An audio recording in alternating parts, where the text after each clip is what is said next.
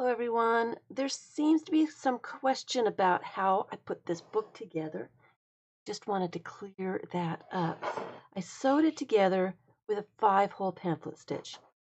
All the pages in this book are pieces of paper that are folded in half and sewn in with the 5-hole pamphlet stitch. So here is the first signature. See, it's the first signature. And the first page of that signature is some wrapping paper. So that is both sides of that. This is the page from an art journal that I took the book apart. So those are the 2 pages of that. This is a painted page. It's a piece of copy paper. You can see both sides of that one. This one is the handmade paper with the little bits in it. Really love that paper. This one is a book cover. Here's both sides of the book cover, and I glued the flaps together to make a pocket on both sides. This little piece of paper is a order form or something that came out of a book that I had, and I thought it was kind of cool. I loved how it was a different shape, and so I tore that out of the book and just folded that one in half. So that is that. Here is the cover to my sketchbook that I bought in England. And I put words on the other side of that one. Here's my wallpaper piece. This is a joss paper, folded in half. I've added some stuff to the other side. Here is that plastic piece of, they call it scrapbook paper, but it's plastic. It has numbers on it. I liked it. So that is folded in half and put in here.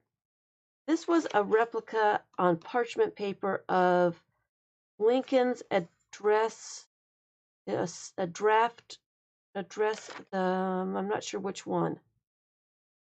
Gettysburg Address, I'm thinking, but it might have been something else. So that was a piece of parchment paper that I folded in half and then glued things to the other side of that. Here's another book page. I do take my books apart so that, I cut the stitching off of each book. I try to when I can so that I have a double page spread to add into books. So this is actually just one piece of paper that I took the book apart to get.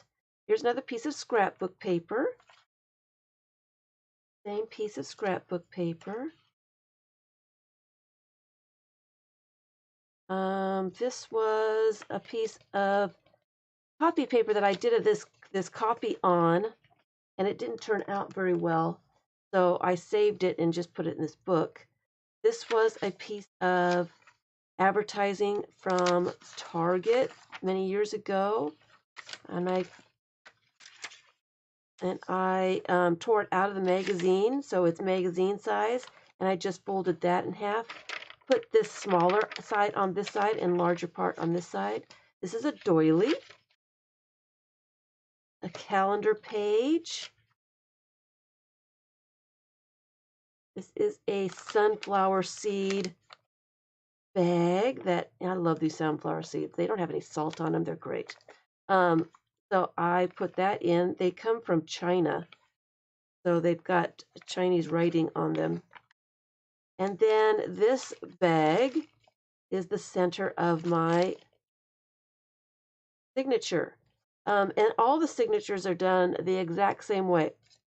I make sure my piece of paper is large enough to make a small page if it's a smaller piece of paper, and I sew them all down the middle and attach them to the cover.